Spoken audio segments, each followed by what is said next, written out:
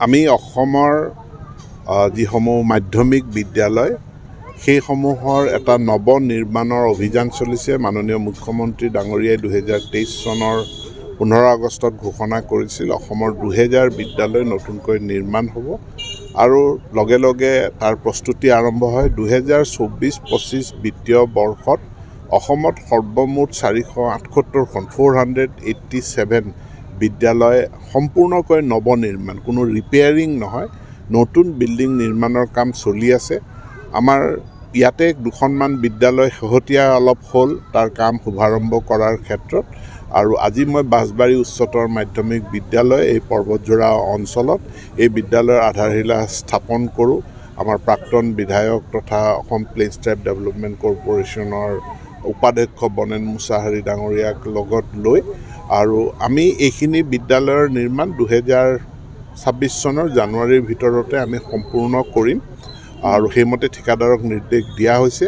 আৰু ৰাষ্ট্ৰীয় শিক্ষানীতি 2020 তাক ৰূপায়ণ কৰাৰ ক্ষেত্ৰত এই নৱনিৰ্মিত ভৱন সহায়কীকৰণ কৰিবৰ কাৰণে আমাৰ যিখন আইন আছে সেই আইনখনৰ অধীনত তেওঁলোক আওতাৰ ভিতৰত নোসোমায়।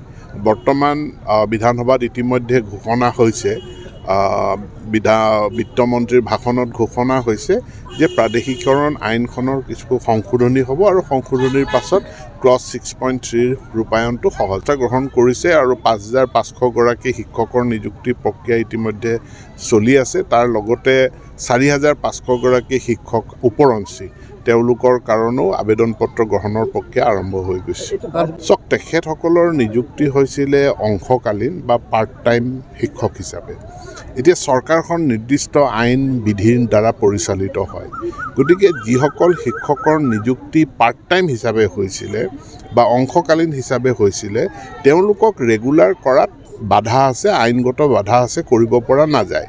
এতেকে সেই সময়তে কোৱা হৈছিলে যে নিয়মীয়া নিযুক্তি হ'ব।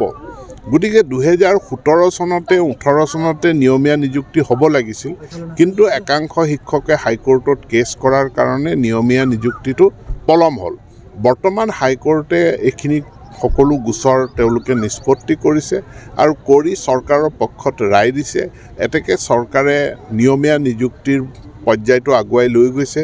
ইতিমধ্যে এটা নিযুক্তি প্ৰক্ৰিয়া সম্পূৰ্ণ হৈছে, দ্বিতীয়টো নিযুক্তি প্ৰক্ৰিয়াৰ পৰীক্ষা অনুষ্ঠিত হৈ গৈছে। গতিকে মই নিয়মীয়া নিযুক্তিত গুৰুত্ব প্ৰদান কৰিছোঁ আৰু এইসকল যিসকলে আন্দোলন কৰিছে তেওঁলোকক মই বিনম্ৰ আহ্বান জনাইছোঁ, তেওঁলোকে যাতে নিযুক্তি প্ৰক্ৰিয়াৰ মাজেৰে আহে, তেওঁলোকে পৰীক্ষাত যাতে অৱতীৰ্ণ হয়। আৰু মুখ্যমন্ত্ৰীয়ে এইটো ঘোষণাও কৰিছে যে প্ৰয়োজন সাপেক্ষে তেওঁলোকৰ কাৰোবাৰ যদি বয়স পাৰ হৈ গৈছে সেই বয়সত এজ কণ্ডনেশ্যন বা বয়স ৰেহাই দিয়াৰ কাৰণেও মাননীয় মুখ্যমন্ত্ৰীয়ে ব্যৱস্থা গ্ৰহণ কৰিম বুলি তেওঁলোকক আশ্বাস দিছে।